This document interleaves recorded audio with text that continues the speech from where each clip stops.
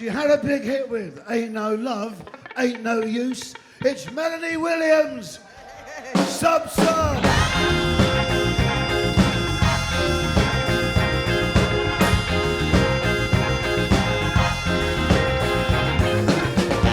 So I'm joined here by Mick from the Blockheads, formerly of the Animals. Hello. And I've got Melanie Williams here as well.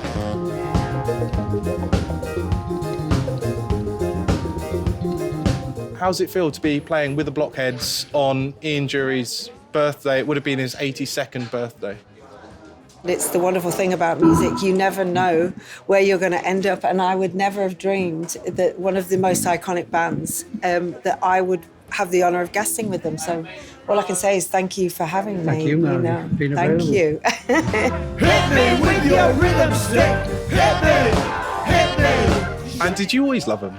I have. I think I've said to them before when I first met them, because I'm working with a producer who's singing lead with them, that I think it's a central point where all musicians meet, because everyone loves the Blockheads. So whether you're punk, rock, soul, jazz, it's something. It's kind of where all musical genres met, because I don't know anyone who wasn't inspired by the Blockheads. The quality of and the musicianship, your musicianship is just mind-blowing.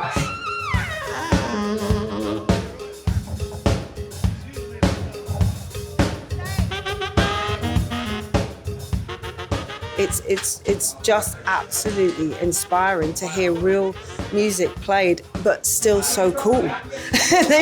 You managed to be really muso and cool, and I think as a musician, I think that's what we all aspire to. Sometimes we land on the too cool. You know, I'm doing lots of club remixes and I'm involved in all genres of music, but sometimes we're just too cool for school. But to be able to marry all the worlds and be absolutely incredible as musicians and still be cool, I think you nailed it.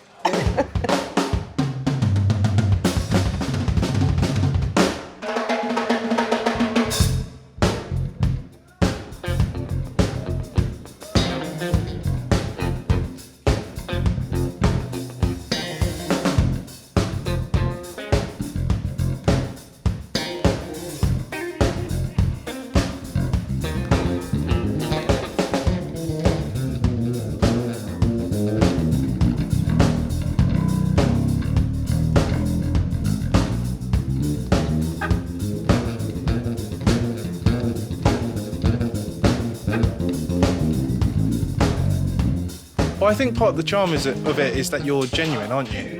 Well, you could say we're durable. Sorry about the pun. But we are durable. We've continued because we've got a great catalogue of songs to go back on.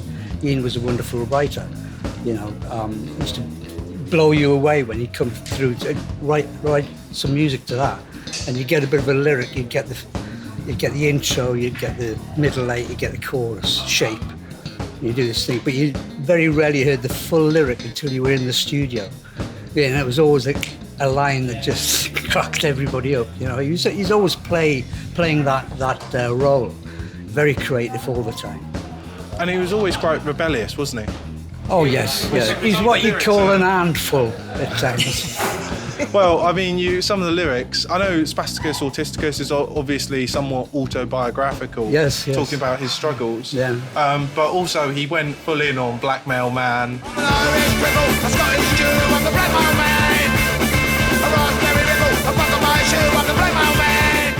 I've got to say, one of your more recent songs, I know it's not from the last couple of decades, but Breed as well.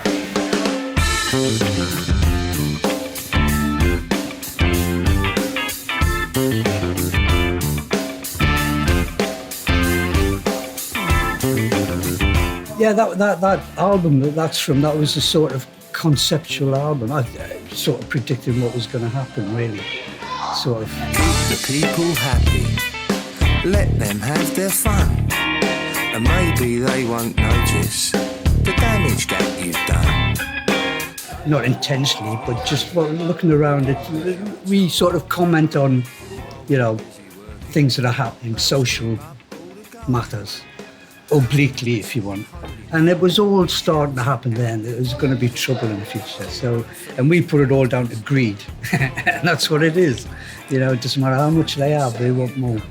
Well, that's true. And I know you guys are both awake to what's been going on in the country and what's been going on in the world with, would you say, a new world order? Oil is very oily, diamonds like to shine. Money doesn't talk, it swears what's mine is always mine.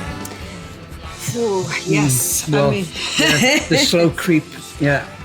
I mean, people say, oh, you anti this and anti that. I always try and say I'm not anti anything.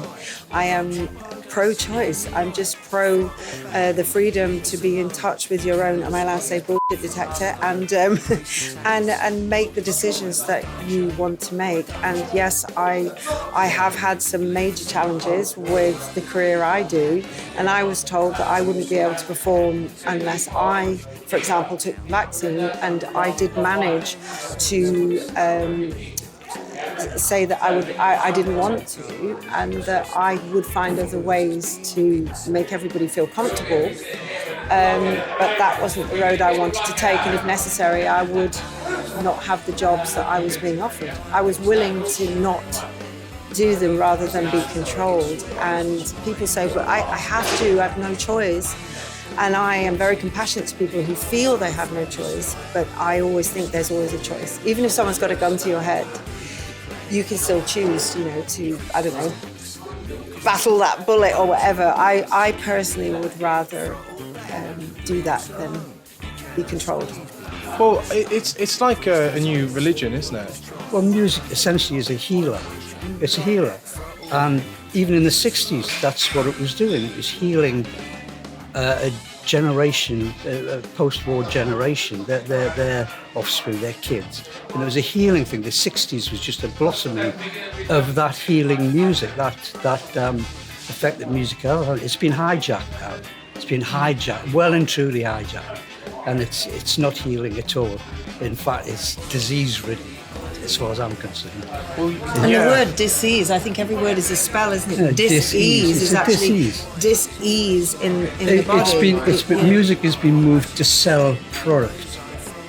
You know, it started heavily in the 70s, 80s, 90s, and music just becomes a thing now to sell something else. Well, you look at modern musicians like Sam Smith, and you just think it's like people trying to take what was edgy, you know, however many years ago. You've got echoes of edgy, John. That's just distasteful. Yeah. Come on. Leave us alone. I have a lot of people coming back to me that I was very concerned about through this whole journey, who are now coming back and asking me for ways to, either they've been very damaged physically, or they are looking for other ways of you know, gaining their power back.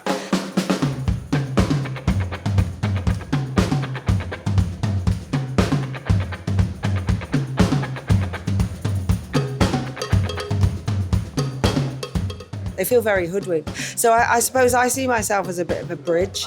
I've never ever sort of shamed anyone for their choices, and I asked them not to shame me, although they did sometimes really, you know, I was ridiculed for some of my choices, especially for my mother. My mother's 88, she's so healthy, and I was told that I was extremely irresponsible, that she wasn't vaccinated, and that she chose to be with her family and didn't isolate in through that period. And we went very much with herd immunity, because I do really, really honour the immune system.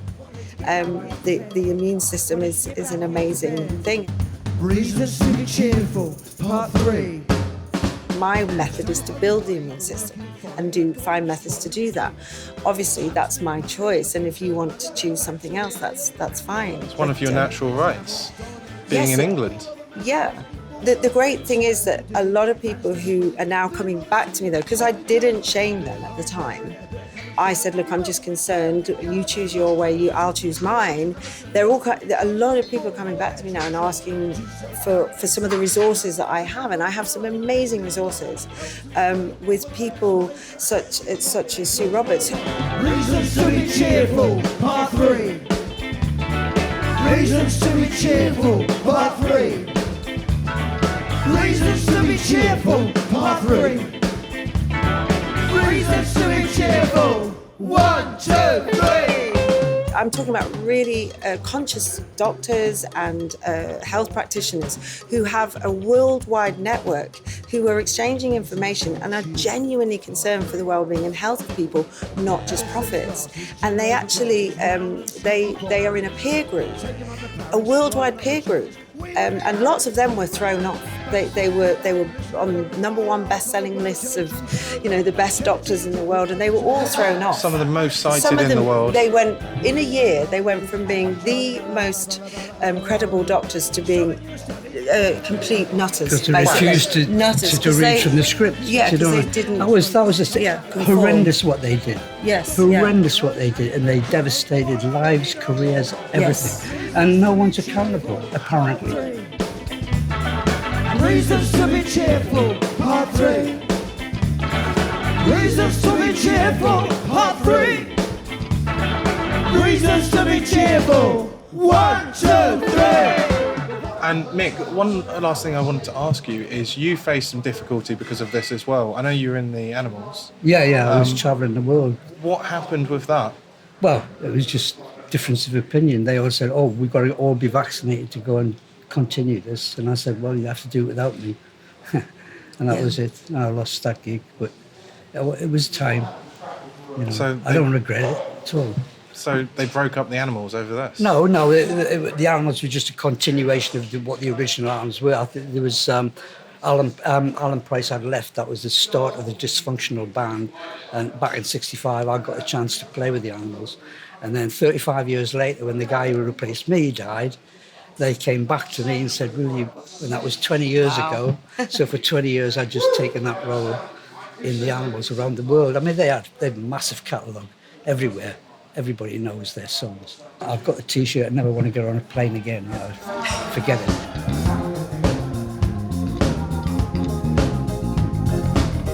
I'm happy working in England now, and with this unit, the Blockheads, it's just fantastic.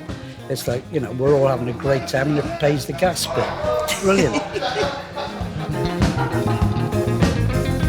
In the dock of Tiger Bay, on the road to Mandalay.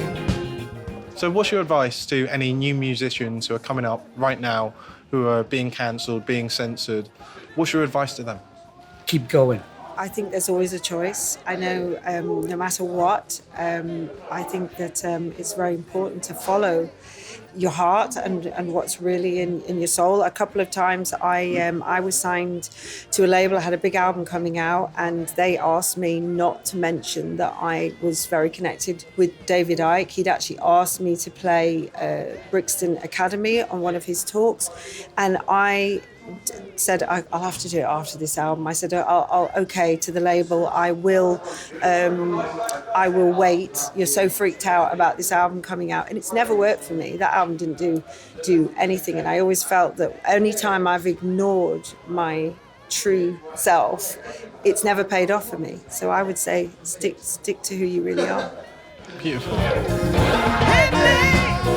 Well, thank you very much, guys. I think we have to wrap up because they're about to do the sound check right now. Right, okay. So I think you're on stage. Yeah. Thanks, guys, for watching. Thanks, Melanie. Right. Thanks, Will. Lovely. Thank you, Camden.